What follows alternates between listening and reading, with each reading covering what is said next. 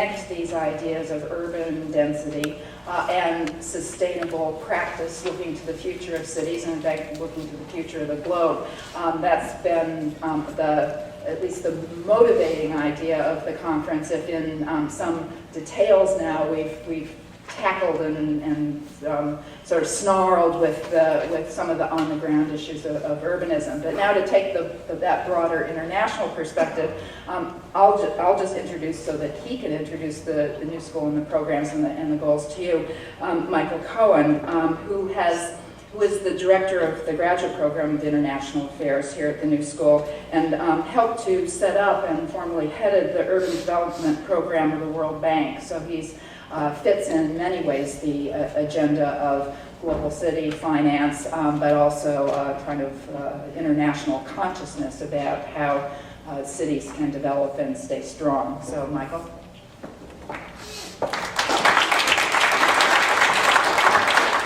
Thank you. I'd just like to welcome all of you on behalf of the new school.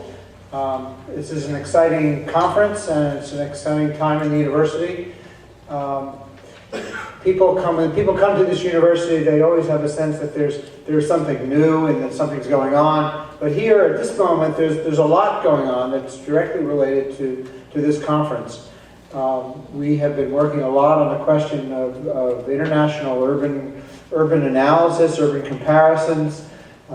We are sending, in my graduate program, International Affairs, which has about 350 students, we have sent students last summer to 8 cities in the developing world. We had a dozen students in Hong Kong, bringing our total up to about 50 students we've had in Hong Kong in the last several years.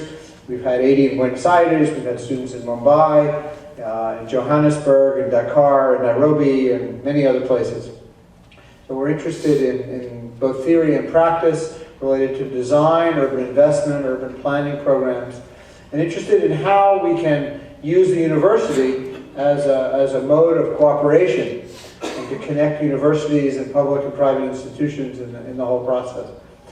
I might say, as all of you know, in this international urban business, we move around a lot. And recently, I was going through Heathrow Airport with a senior Indian urban official, and we got to hand our passports to the young immigration officer, who looked at my Indian friend and said, "What do you work on, sir?" And he said, "Urban management." And this young fellow looked up at him and said, "Is that possible, sir?"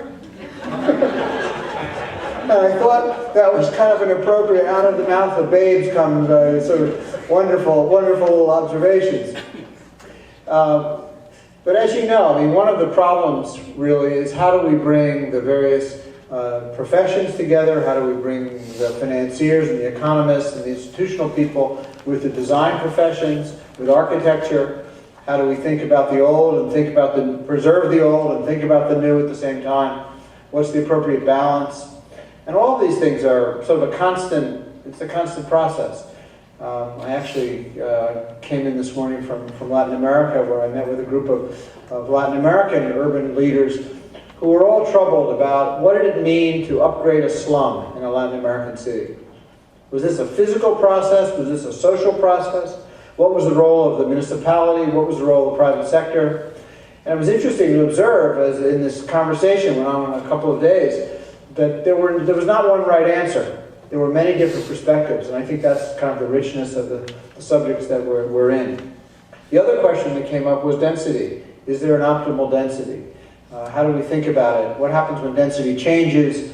How do we adjust environmental and other kinds of infrastructure to respond to those densities? And then the question of pricing of density was also very interesting. Do we value density, or do we subsidize it, or how do we manage that? And I think in many parts of the world, these are absolutely open questions. And I would also say that because they're open questions, people look to Hong Kong. Right?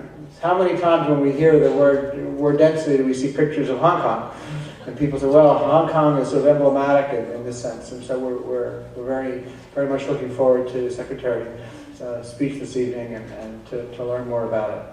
So I'd like to again welcome all of you to the new school. There's lots going on here. And to the New Yorkers, I would say, come back and keep your eye on us. There's lots going on. And we're hopeful that this will be a place where there'll be interesting discussion and controversy. Thanks very much.